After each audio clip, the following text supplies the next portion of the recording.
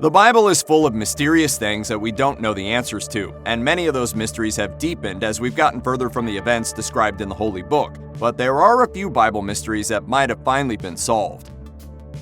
Noah and the Great Flood is one of the most famous stories in the Bible. Was there really a flood that covered the entire world? Not that we know of, but was there a seriously catastrophic flood in a localized area that killed tons of people and was probably a huge part of the inspiration for this story? Yes. Underwater archaeologist Robert Ballard has seriously legit credentials. ABC News reports in 1985 he led the team that found the wreck of the Titanic. When Ballard heard a theory that thousands of years ago an enormous flood formed the Black Sea as we know it today, he was intrigued. As the last ice age ended, massive weather changes were occurring and huge glaciers all over the world started melting. The Mediterranean Sea grew full to bursting.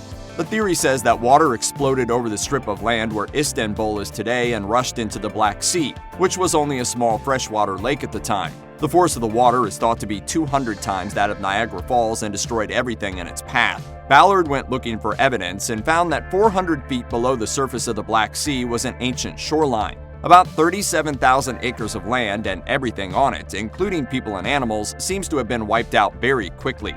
Ballard and his team were able to date the catastrophic event.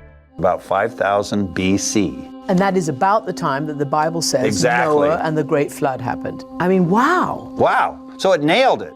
The event would have remained in people's minds and been passed down from generation to generation, eventually ending up as the story we all know today. Sadly, there's no realistic theories about Noah and the whole animal selection process, but we have a pretty good idea how it went down. So, you told him the wrong time on purpose? Yep, God hates freaks. That doesn't sound like God.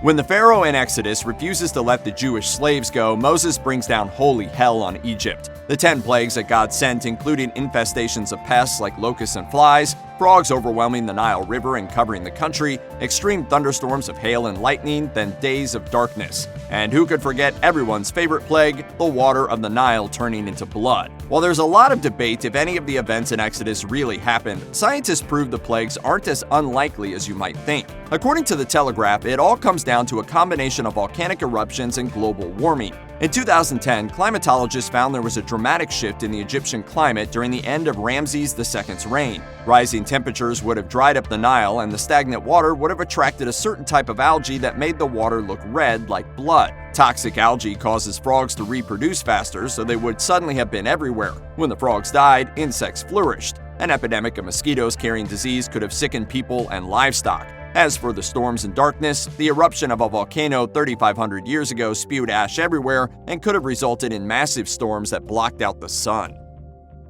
The plagues might be possible, but Moses parting the Red Sea is a lot less realistic on its face. But can wind, God-controlled or not, actually push back water like that? According to the Washington Post, software engineer Carl Drews looked into this for his master's thesis. It turns out that parting the Red Sea was possible. The first key is where it happened. Today, the original Hebrew is usually translated as the Red Sea, but it more accurately means Sea of Reeds. Archaeologists have identified this was probably the Lake of Tanis, a shallow brackish lagoon, shallow being the key word. An atmospheric event called a wind setdown, basically a gust at 60 miles per hour, would have been strong enough to push the water away and leave dry land. So it is feasible that a shallow lagoon might have briefly parted, but it wouldn't have come close to the epic scale of Moses' greatest movie moment.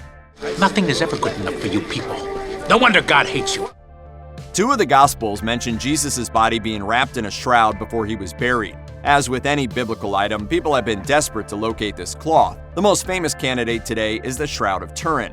According to history, the shroud first showed up in 1354. The Cathedral of St. John the Baptist got it in 1578. But it wasn't until major scientific advances in the 70s that tests on its age were arranged. Radiocarbon dating would prove once and for all if the shroud had the slightest chance of being real. Finally, in 1989, scientists released their findings in the Journal of Nature. They concluded with 95% certainty that the Shroud of Turin was medieval, dating between 1260 and 1390. This coincides with when it suddenly appeared in 1354, and the science was sound.